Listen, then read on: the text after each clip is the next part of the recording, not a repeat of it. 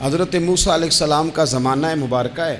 ایک شخص نے اپنے کزن کو، اپنے چچا کے بیٹے کو، چچا زاد کو قتل کر دیا اور خود ہی اس کا مدعی بن کے حضرت موسیٰ کے پاس آیا کہ بتائیے جناب میرے اس بھائی کو کس نے قتل کیا ہے؟ حضرت موسیٰ نے ایک سادی سی بات کی، کیا فرمایا؟ وَإِذْ قَالَ مُوسَىٰ لِقَوْمِهِ إِنَّ اللَّهَ يَأْمُرُكُمْ أَن تَذْبَحُوا بَقَرَةً۔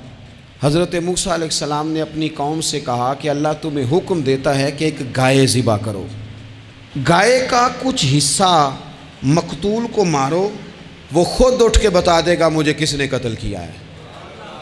یہ پہلا سپارہ ہے قرآن مجید کا، آپ اس کو دیکھ لیں، یہ آیت نمبر 67 سے شروع ہو رہا ہے۔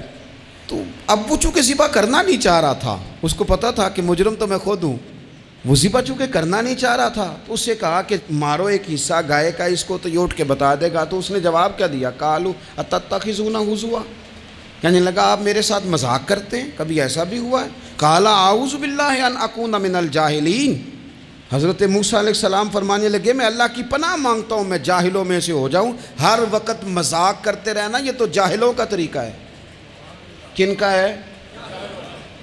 حضرت موسیٰ نے کہا ہے، قرآن پاک ہے، ہر وقت مذاق کرتے رہنا۔ خوش طبعی اور چیز ہے، مسکراتے رہنا، لیکن کسی کا مذاق ہر وقت اڑاتے رہنا کن کا طریقہ ہے؟ جاہلوں کا۔ جب کہا نہیں ذبح کرنی ہے تو اب ذرا دیکھیے، کرنا نہیں نہ چاہ رہے، قالوا ادع لنا ربک یبین لنا ما ہی، کہنے لگے اے موسیٰ پھر آپ نہ رب سے دعا کریں کہ وہ ذرا کھول کے بتائے وہ گائیں کس طرح کی ہو۔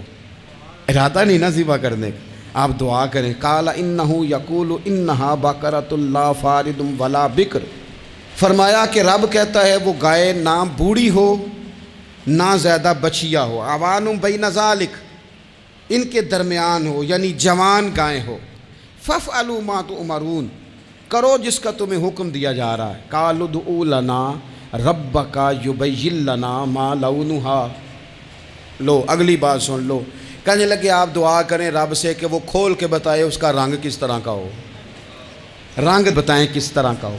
قال انہ یقول انہا بقرۃ صفراء، فرمایا رب فرماتا ہے کہ صفراء رنگ کی ہو، یعنی گہرے زرد رنگ کی ہو۔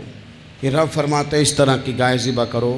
فاقع لونھا تسر الناظرین، اور جب کوئی اسے دیکھے تو اسے اچھا بھی لگے، آنکھوں کو اچھی لگے وہ گائے، اس طرح کی گائیں ذبح کرو۔ لو اتنی باتیں بتا دی۔ قالوا ادع لنا ربک یبین لنا ما ہی، کہنے لگے نہیں آپ پھر دعا کریں اللہ ذرا کھول کے بتائے گائیں کس طرح کی ہو۔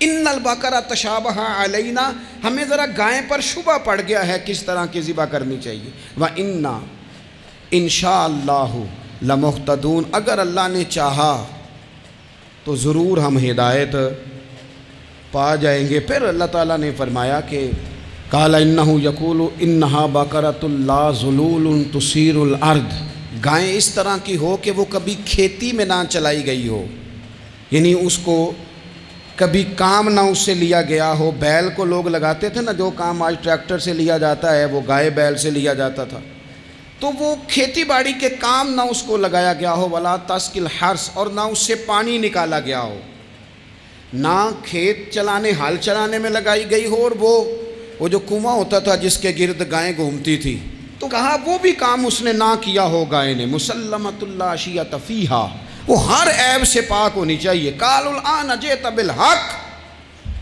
اب کہنے لگے اب آپ صحیح بات لے کے آئیں، اب سوال ختم ہو گئے نا، کہنے لگے اب آپ بات فذبحوہا، انہوں نے ذبح کر دی۔ وما کادوا یفعلون، پر ایسا کرتے نظر آتے، لگتا نہیں تھا کریں گے ذبح پر ذبح۔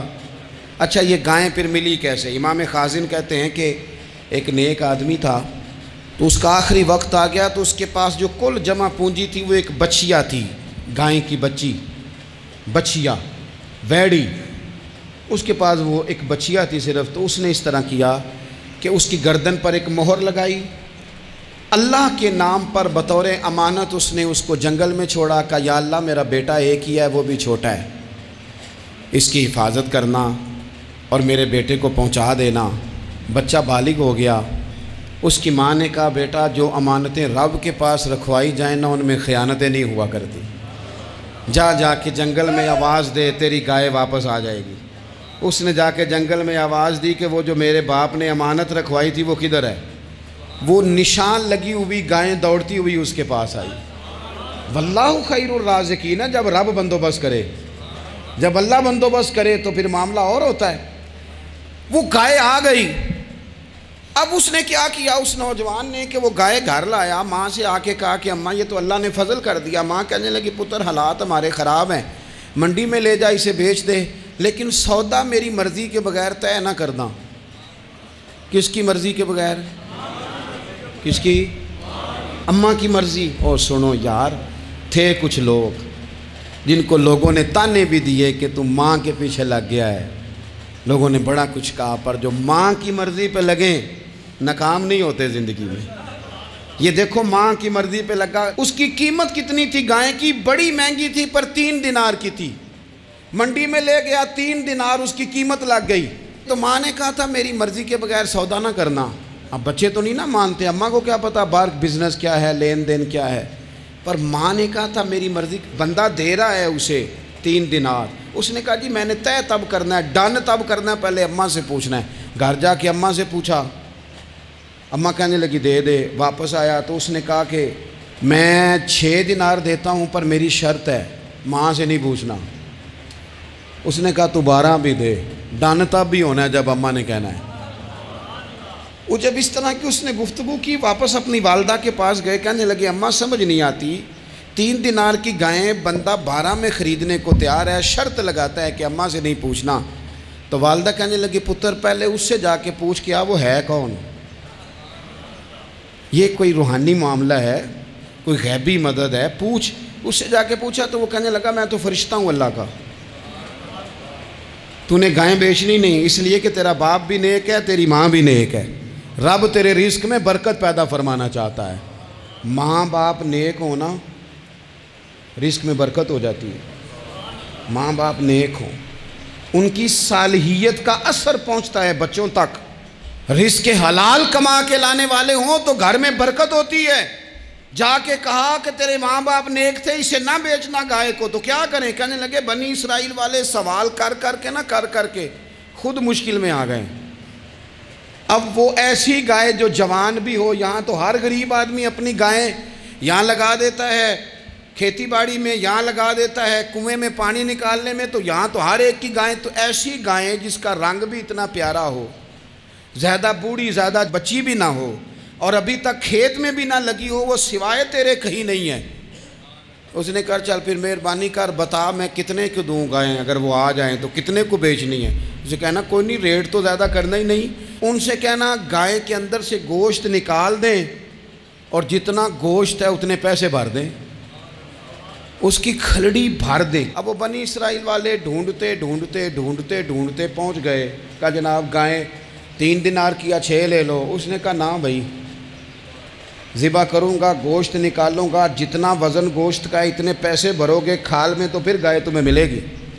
اب مجبور تھے، کیا کرتے؟ ابن کثیر حدیث لائے ہیں، امام سیوطی نے در منصور میں بھی لکھی ہے، نبی پاک صلی اللہ علیہ وسلم نے فرمایا سنو جوانوں، اور اسے دل کی تختی پہ لکھو، نبی پاک علیہ السلام نے فرمایا اگر بنی اسرائیل والے زیادہ سوال نہ کرتے تو اتنی مشکل کا شکار نہ ہوتے۔